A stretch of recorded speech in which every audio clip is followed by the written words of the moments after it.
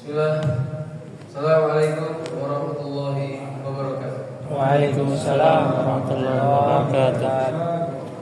Innal hamdalillah nahmaduhu wa nasta'inuhu wa nastaghfiruh wa na'udzu billahi min shururi anfusina wa min sayyiati a'malina may yahdihillahu fala mudilla lahu wa may yudlil fala hadiya lahu.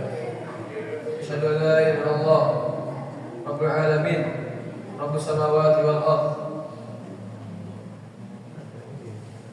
wahdahu la syarika lah wa asyhadu anna Muhammadan 'abduhu wa rasuluhu khairul anbiya'i wal mursalin wa khatamun nabiyyin wa ala alihi wa ashabihi wa man tabi'ahum bi ihsanin ila yaumiddin. Amma ba'd. Rabbi shrah li sadri wa yassir li amri wa hlul 'uqdatam min lisani yafqahu qawli. Alhamdulillah, puji syukur kehadirat Allah SWT yang telah memberikan kita kenikmatan, kesehatan untuk bisa bertemu di pertemuan yang insya Allah diberkati ini. Salawat serta salam tidak lupa kita curahkan dan kita aturkan kepada baginda Nabi Muhammad SAW, juga beserta keluarganya, sahabat-sahabatnya, dan para pengikutnya hingga akhir zaman nanti. Hadirin yang dirahmati Allah, Bapak dan Ibu, semoga Allah memberkati kita semua.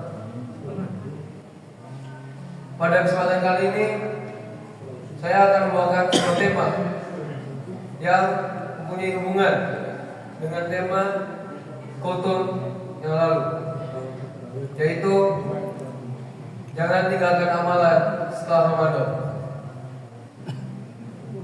Di tema yang lalu kita sudah membahas tentang anjuran untuk beramal di sepertiga Ramadan ini atau sepertiga akhir Ramadan ini. Dikarenanya di dalamnya terdapat sebuah malam yang lebih baik daripada 1000 bulan.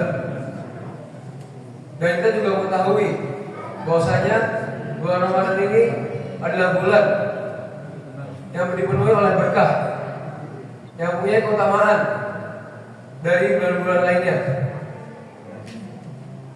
Bahkan para kaum muslimin berlomba-lomba untuk beribadah dan berbanyak amalan-amalan soleh di bulan ini. Di antaranya seperti qiyamul lail, beriktikaf di masjid, tilawatul Quran, bersedekah atau berbagi-bagi, dan amalan-amalan lainnya. Tapi apakah amalan ini hanya kita lakukan di saat bulan Ramadan saja? Apakah amalan ini terusus hanya untuk bulan ini? Terusus hanya untuk sepertiga akhir bulan ini? Tentu tidak. Allah Subhanahu wa taala telah berfirman dalam Al-Qur'an, yaitu wa'budu rabbaka hatta ya'tiyakal yaqin. Yang artinya, sembahlah Tuhanmu sampai datang kepadamu sesuatu yang diyakini. Diyakini di sini mempunyai arti yaitu sebuah ajal atau kematian. Dari penggalan ayat ini kita bisa mengetahui dan mengambil sebuah pelajaran bahwa ibadah tidak serta-merta dibatasi oleh waktu. Ibadah bukan hanya untuk waktu tertentu atau tempat tertentu. Ibadah itu kita lakukan sampai kita bertemu dengan ajal kita, sampai kita diwafatkan oleh Allah SWT. Maka dari itu khatib mengajak kepada para hadirin sekalian untuk tidak meninggalkan beberapa amalan yang sebagian kaum muslimin lupa dan tinggalkan setelah Ramadan berlalu. Kita tetap harus jaga amalan ini, karenanya ialah ibadah yang sehakikatnya mempunyai banyak keutamaan. Yang pertama ialah qiyamul lail atau salat di malam hari. Di bulan Ramadan yang penuh berkah ini, para kaum muslimin pastinya membiasakan diri dan berusaha untuk bisa berqiyamul lail, bangun di malam hari untuk beribadah kepada Allah, sholat dan tilawah Al-Quran. Tetapi apakah kebiasaan yang telah kita lakukan di Ramadan ini kita tinggalkan begitu saja? Tentu tidak. Dikarenakan sholat malam ialah ibadah yang sejatinya telah diperintahkan oleh Allah SWT, telah diperintahkan oleh Nabi Muhammad SAW untuk kita lakukan. Itu dalam sabdanya Rasulullah SAW bersabda, "Afdhalus shalah ba'da shalawatil mafruḍah shalatul lail." Yang memiliki makna salat yang paling utama setelah salat wajib atau salat fardu ialah salat malam. Hadis riwayat Muslim. Jika selama Ramadan kita bisa menjaga kebiasaan ini atau melakukan kebiasaan ini, maka sebaiknya kita juga bisa membiasakan diri untuk sholat malam di hari-hari setelah Ramadan. Yang kedua ialah tilawah Al-Quran. Banyak kaum muslimin yang telah hatam di bulan Ramadan ini. Ada yang sudah 2 kali, mungkin 3 kali, atau mungkin sudah ada 10 kali, bahkan lebih. Tapi apakah mereka tetap masih menghatamkan Al-Quran walaupun Ramadan telah berlalu? Itulah pertanyaan yang paling penting setelah Ramadan ini selesai. Padahal Al-Quran itu sejatinya membawa keberkahan untuk hidup kita. Rasulullah SAW bersabda, "Khairukum man ta'allama al-Quran wa 'allamahu." Sebaik-baiknya kalian adalah orang yang mempelajari Al-Quran dan mengajarkannya. Hadis riwayat Bukhari.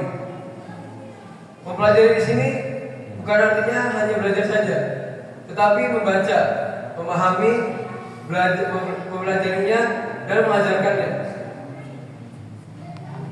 Maka marilah kita luangkan sedikit waktu dari kesibukan kita, mungkin dari belajar ataupun kerja dan kesibukan lainnya, untuk membaca Quran.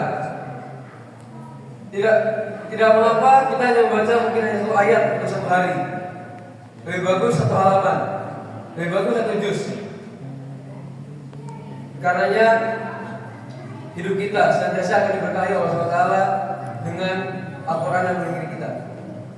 Ibadah yang ketiga ialah menjaga sedekah dan berbagi kepada sesama muslim.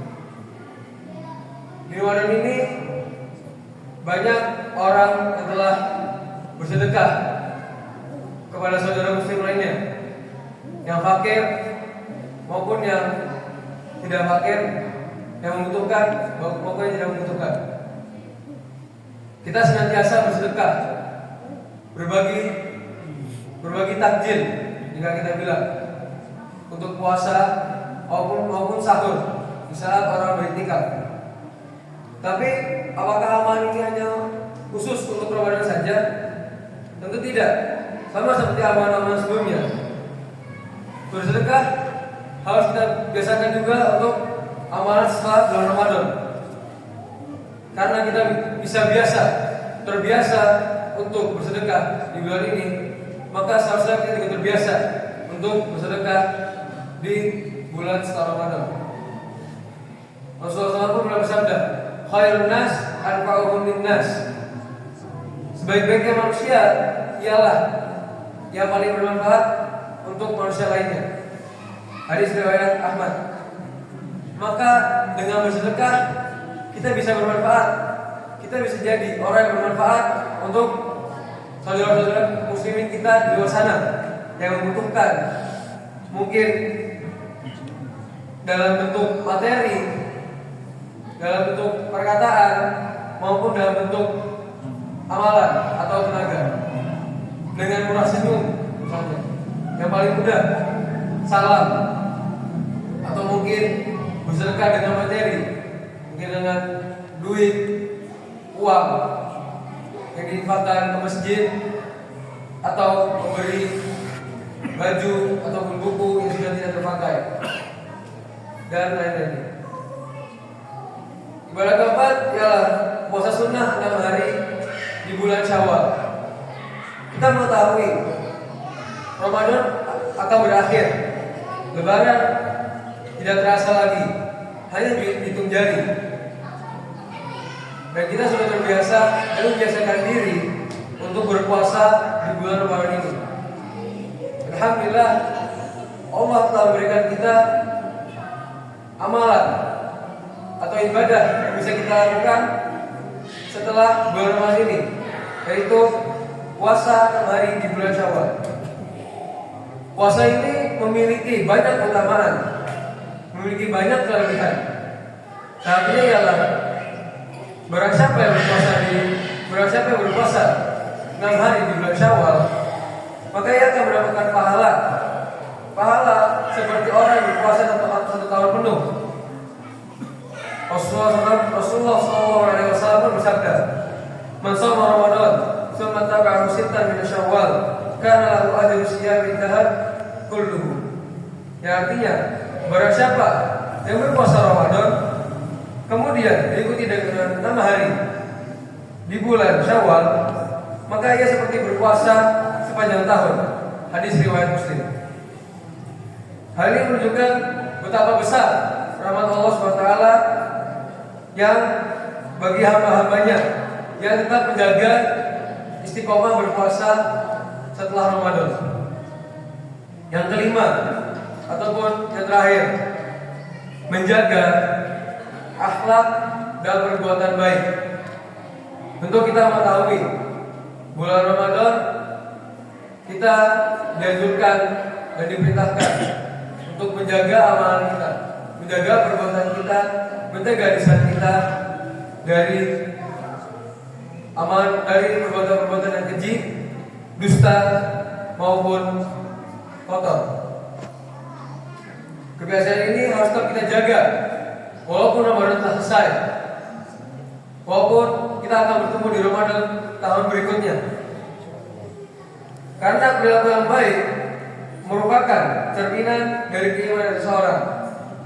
Jika keimanan seseorang telah mencapai derajat yang sedang kamil atau keimanan yang tidak goyah, maka alatnya juga mengikuti iman tersebut. Dan Islam pun menekankan pentingnya memiliki akhlak yang mulia, akhlak seperti baginda Nabi kita Nabi Muhammad SAW. Sini pun Rasulullah pun bersabda, "Inna aqwal mu'minina imanan ahsanuhum khuluqa." Sesungguhnya orang yang paling sempurna imannya adalah dia yang paling baik akhlaknya. Hadis riwayat Tirmidzi.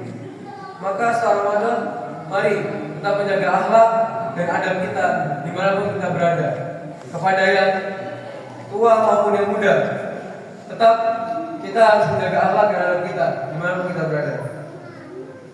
Dengan berbicara dengan baik, bersikap sabar, dan melakukan yang lain dengan penuh kasih sayang. Hadirin Bapak dan Ibu, semoga dirahmati oleh Allah SWT. Mari kita tetap beristiqomah dalam ibadah-ibadah ini. Jangan kita sia-siakan kebiasaan kita yang telah kita buat, yang telah kita lakukan di bulan Ramadan pergi begitu saja. Dan karena bulan Ramadan kita rajin ibadah, hanya karena bulan Ramadan kita rajin melakukan amal-amal saleh. Tapi mari kita jadikan Ramadan sebuah titik awal perubahan. Jika kita merasa kita belum menjadi orang yang baik, belum melakukan amal-amal yang soleh, masih melakukan maksiat, maka mari kita jadikan Ramadan ini sebagai titik awal perubahan kita. Dikarenakan